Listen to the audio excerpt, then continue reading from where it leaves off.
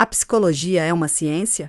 Esta pergunta foi colocada frequentemente pelos teóricos burgueses. Ela tem dois possíveis significados. A psicologia tem um objeto correspondente no mundo real? O objeto da psicologia é compatível com o determinismo científico? Auguste Comte, o pai do positivismo, respondeu à primeira pergunta negativamente. Para ele, o indivíduo não era mais que um ser biológico cujo estudo era de propriedade da fisiologia, e um ser social, explicável coletivamente pela sociologia. Dois determinismos nos quais a pessoa humana é reduzida a nada. A segunda resposta é aquela de Bergson e seus adeptos, e em nossos dias, dos existencialistas. A ciência, eles sustentam, é uma coleção de construtos que bem pode ter uma certa utilidade prática, mas que distorce, adultera e perverte a realidade. A realidade é o imediatamente experimentado ou vivido por cada pessoa. A percepção, nos revelando a nós mesmos, também revela o mundo a nós.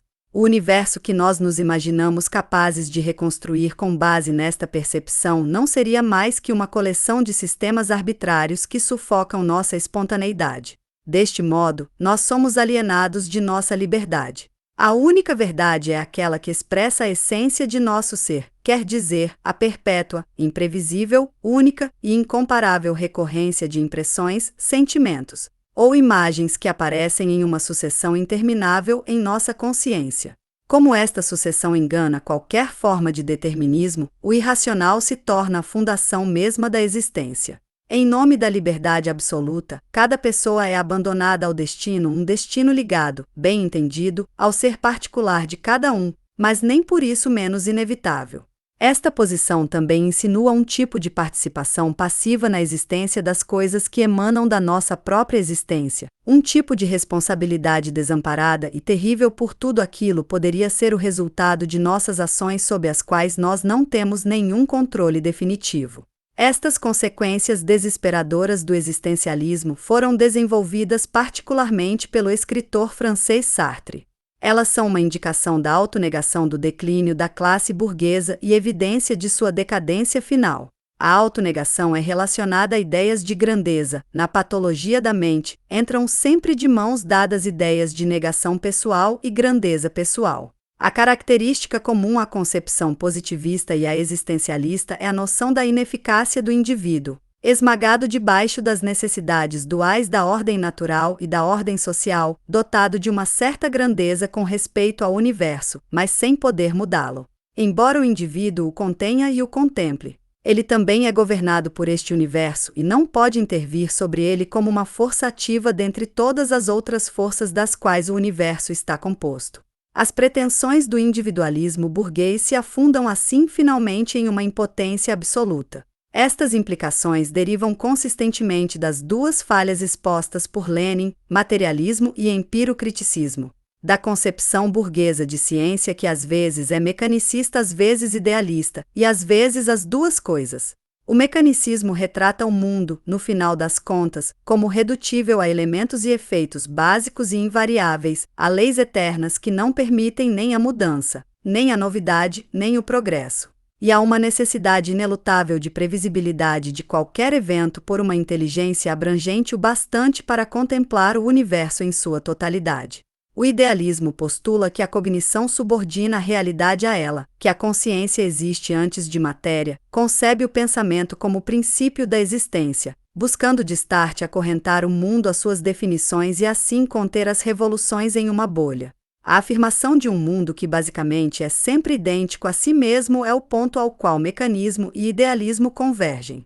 Este conceito estático de ciência e do universo é contrabalançado por uma distinção específica entre as várias disciplinas de conhecimento e entre seus objetos diversos. Porém, Marx e Engels insistiram no aspecto provisório destas distinções, enquanto as vendo somente como dependentes das limitações de nossa inteligência e dos meios técnicos à nossa disposição para explorar a realidade. Realmente, o desenvolvimento e interpenetração das ciências os confirmaram. No entanto, há certos obstáculos que atualmente permanecem e ainda parecem insuperáveis. Assim, a psicologia às vezes é classificada como um subproduto da biologia e às vezes como a antessala das ciências humanas. Para muitos, a diferença de natureza entre a biologia e as ciências humanas parece criar um abismo intransponível entre elas. Por causa deste seu caráter ostensivamente híbrido, a psicologia é considerada frequentemente como sendo de valor científico desprezível. Mas porque pode unir dois domínios que as metafísicas reacionárias ainda mantêm opostos, a psicologia se reveste de uma relevância extrema para a dialética. O 100º aniversário do nascimento de Pavlov forneceu uma ocasião para que os estudiosos soviéticos demonstrassem toda a extensão dialética de seu trabalho. Por muito tempo, a psicologia tinha sido considerada puramente mecanicista. Pavlov pôde elaborar reflexos condicionados pela mera justaposição temporal de estímulos. Porém, ele notou que o seu método foi além dos métodos da fisiologia tradicional que estudava o organismo a função por função, circulação, digestão, etc. Cada uma com suas reações específicas e estímulos igualmente específicos. Na realidade, o próprio Pavlov seguiu a mesma linha em seus estudos iniciais. Mas com o reflexo condicionado, não só as barreiras interfuncionais foram transcendidas, mas a atividade funcional também foi integrada ao ambiente. Entre o estímulo específico e a reação funcional esperada são enxertados outros estímulos que podem pertencer a qualquer domínio de qualquer atividade relacional. Esta é a consequência de mais longo alcance daquilo que Pavlov chamou atividade nervosa superior que teria lugar no córtex cerebral, onde conexões são estabelecidas entre todo aspecto da vida do organismo e todos os estímulos que do exterior podem vir a incidir sobre ele. A atividade nervosa superior é inerente à organização do sistema nervoso, não é uma atividade adicional ou suplementar, ao contrário, é essencial e integral. Surge da união indissociável entre organismo e ambiente e fornece ao organismo sistemas de sinais que permitem-no responder adequadamente a todas as circunstâncias. Porque o ambiente ao qual o organismo tem que responder não é só o ambiente físico, mas também o ambiente do qual cada organismo depende para sua existência. Para o homem, o ambiente é aquele criado através de sua atividade e no qual é imerso desde o nascimento o ambiente social. Mas nestas interações, entre o organismo e o ambiente, sempre sob o controle seletivo da atividade nervosa superior, o biológico não é completamente distinto do social. A inter-relação dos dois é primária e fundamental. Não é mais válido determinar as propriedades dos dois separadamente de acordo com suas naturezas particulares. Os processos se dão de forma tal que os dois, o biológico e o social, são componentes complementares. Estas substituições, processos em lugar de propriedades, atos no lugar de substâncias, são precisamente a revolução que dialética provocou em nossos modos de cognição. A interação recíproca entre o organismo e o ambiente também é incompatível com o mecanicismo e o idealismo em todas suas formas. É impossível ajustá-la à estrutura relacional geralmente dedutiva que mecanicismo busca estabelecer entre os elementos e suas diversas combinações. Os encontros entre o organismo e seu ambiente demandam respostas que não podem ser preditas com base nos elementos somente, porque eles devem ser frequentemente adaptados a situações acidentais e, consequentemente, devem ser forçados a evoluir para novas formas de comportamento. Esta reciprocidade de interação também é oposta ao idealismo que procura subordinar o mundo real à consciência porque, ao contrário do que o idealismo postula, a consciência não pode fixar a ordem dos eventos que a confrontam e determinam ou guiam suas respostas. Finalmente, o materialismo dialético é oposto ao existencialismo e a seu indeterminismo essencial, porque, na realidade, nossa vida mental é perpetuamente condicionada pelas situações nas quais está engajada, estejam elas de acordo com suas próprias tendências ou contrárias a elas. As relações entre o organismo e o ambiente são ainda mais enriquecidas pelo fato do próprio ambiente não ser imutável. Uma mudança no ambiente pode resultar ou na extinção ou na transformação dos organismos que existem em seu interior. Então, se torna o papel dos diversos ambientes, na medida de suas diferenças, evocar ou trazer à tona capacidades inatas diferentes, já potencialmente presentes, em uma espécie ou em indivíduos.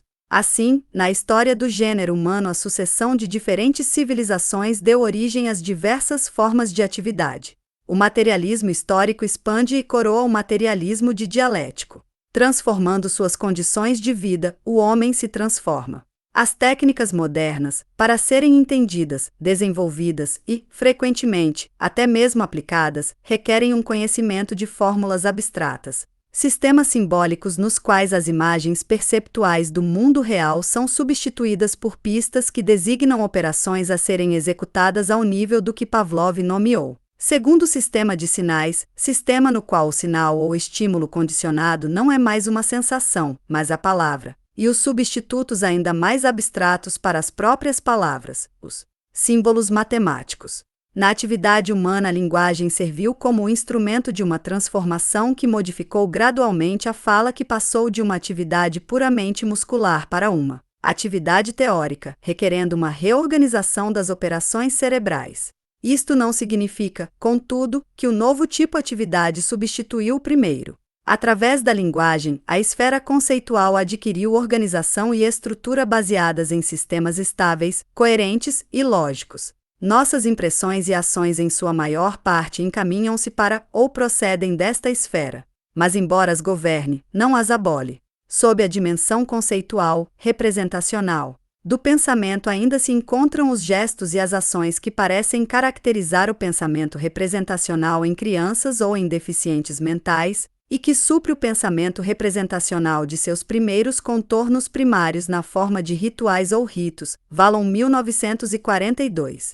Os rituais de povos primitivos normalmente utilizam tremendos recursos emocionais que são dissipados quando a imagem intelectual emerge em seu lugar. A reflexão intelectual refreia a agitação emocional, mas a emocionalidade persiste. Quando mantida dentro de seus limites, pode agir como um estimulante, mas quando assume o controle, restringe ou distorce a reflexão. Assim, essas atividades opostas entram em conflito, apesar de uma sempre poder dar origem à outra. Estas afinidades e oposições são consoantes com as leis da dialética marxista. Foi a dialética que forneceu à psicologia sua estabilidade e seu significado, e que a libertou de ter de optar entre o materialismo elementar ou o idealismo choco, o substancialismo cru ou o irracionalismo desesperado.